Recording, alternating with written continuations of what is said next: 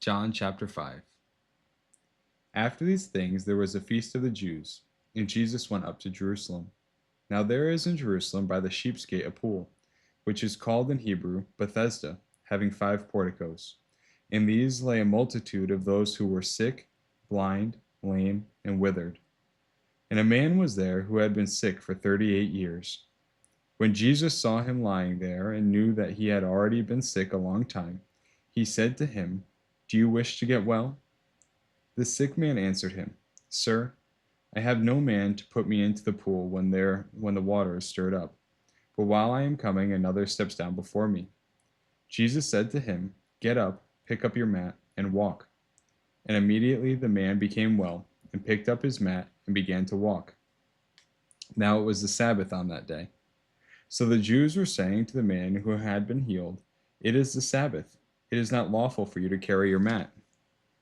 But he answered them, "He who made me well was the one who said to me, 'Pick up your mat and walk.'" They asked him, "Who is the man who said to you, 'Pick up your mat and walk'?"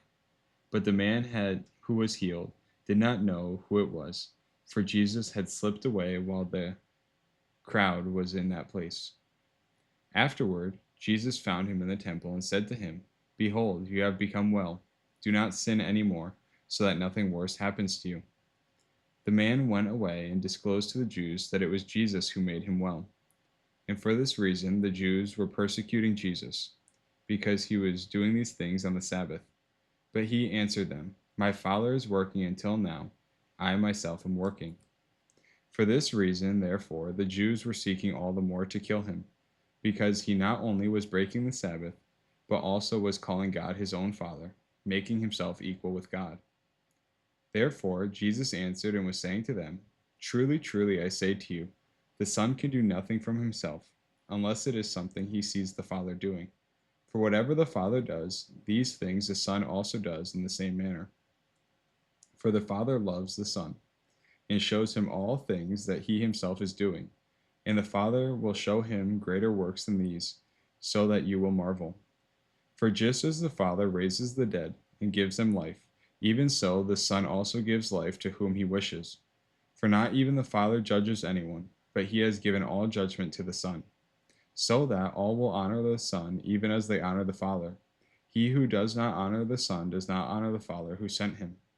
Truly, truly, I say to you, he who hears my word and believes him who sent me has eternal life, and does not come into judgment, but has passed out of death into life. Truly, truly, I say to you, an hour is coming and now is, when the dead will hear the voice of the Son of God, and those who hear will live. For just as the Father has life in himself, even so he gave to the Son also to give life in himself. And he gave him authority to execute judgment, because he is the Son of Man.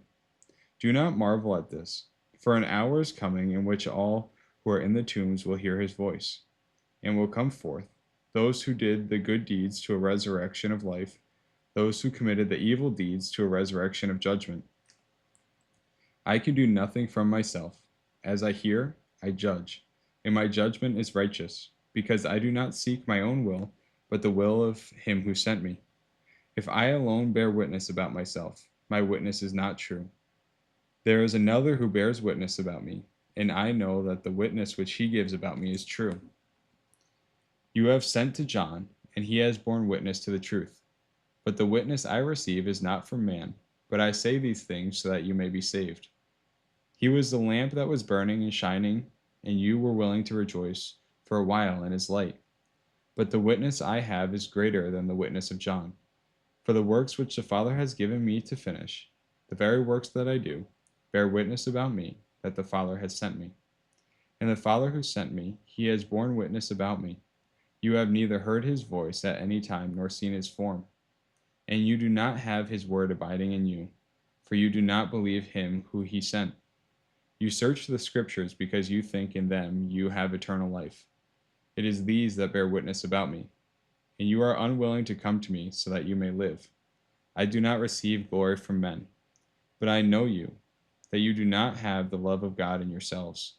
If I come in my Father's name, and you do not receive me, if another comes in his own name, you will receive him. How can you believe when you receive glory from one another, and do not seek the glory that is only from God. Do not think that I will accuse you to the Father. The one who accuses you is Moses, in which you have sent your hope.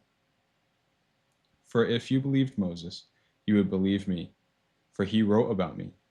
But if you do not believe his writings, how will you believe my words? John chapter 5.